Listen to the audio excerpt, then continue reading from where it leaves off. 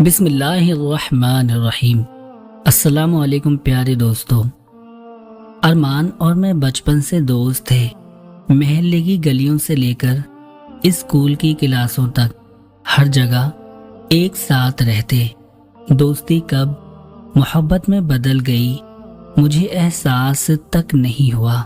جب اس نے شادی کی بات کی تو میں بہت خوش ہوئی۔ میں نے سوچا کہ سب راضی ہو جائیں گے، لیکن جب میں نے اپنے والد اور بھائی کو ارمان کے بارے میں بتایا تو گھر میں طوفان آ گیا۔ ہماری ذات سے باہر شادی کر کے کیا ہماری عزت برباد کرو گی؟ پاپا کا غصہ عروج پر تھا۔ بولے اس نام کا ذکر بھی مت کرو۔ بھائی نے صاف انکار کر دیا۔ مجھے ڈر تھا کہ اگر میں نے کچھ غلط کیا تو میرے گھر والے کوئی سخت قدم اٹھا سکتے ہیں۔ چنانچہ میں نے خاموشی سے ان کی پسند کے مطابق شادی کر لی۔ میں نے سوچا کہ وقت کے ساتھ سب ٹھیک ہو جائے گا، لیکن میں غلط تھی۔ شادی کے بعد پہلی ہی رات مجھے احساس ہوا کہ میں پھنس گئی ہوں۔ میرا شوہر شرابی تھا۔ اس نے میری مرضی کے بغیر مجھے چھوا تھا۔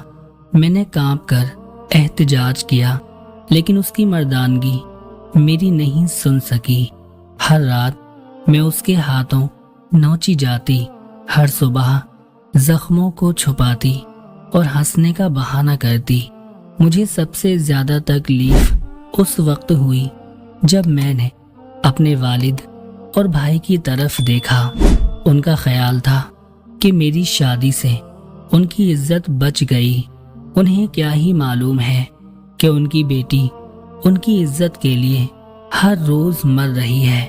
میں نے کچھ دن پہلے ارمان سے اچانک بات کی۔ وہ ابھی تک اکیلا تھا۔ میں نے اسے اپنا حال بتایا تو اس کی آواز کانپ گئی۔ سیما، تم یہ سب کیوں کر رہی ہو؟ چلو کہیں دور چلتے ہیں، ہم اپنی زندگی دوبارہ شروع کر سکتے ہیں۔ اس کی باتیں میرے دل کو چھو گئیں۔ میری روح جو برسوں سے قید تھی آج پہلی بار اپنی آزادی کا مطالبہ کر رہی تھی۔ لیکن پھر باپ اور بھائی کے چہرے نظروں کے سامنے آ گئے۔ اگر میں گھر سے چلی گئی تو ان کی عزت کا کیا بنے گا؟ یہ وہ سوال تھا جو مجھے روک رہا تھا۔ میں سوچنے لگی، کیا یہ عزت میرے درد سے زیادہ ہے؟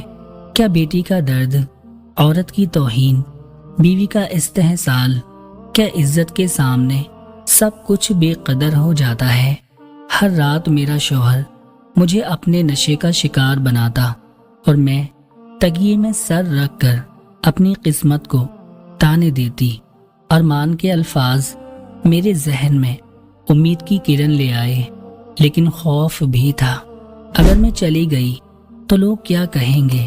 کیا میرے والد اور بھائی مجھے کبھی معاف کریں گے؟ اور اگر میں یہاں رہوں تو کیا میں کبھی اپنے آپ کو معاف کر سکوں گی؟ میں اب ایک ایسے موڑ پر کھڑی تھی جہاں سے دو سڑکیں نکلتی تھی۔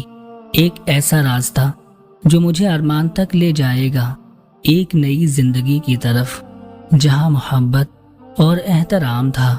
دوسرا راستہ مجھے یہاں اس جہنم میں رکھے گا جہاں میں ہر روز جینے کا ڈرامہ کرتی تھی۔ اب سوال یہ تھا کہ کیا میں اپنے خاندان کی عزت کے لیے روز مروں یا مجھے اپنی زندگی میں ایک نیا قدم اٹھانا چاہیے۔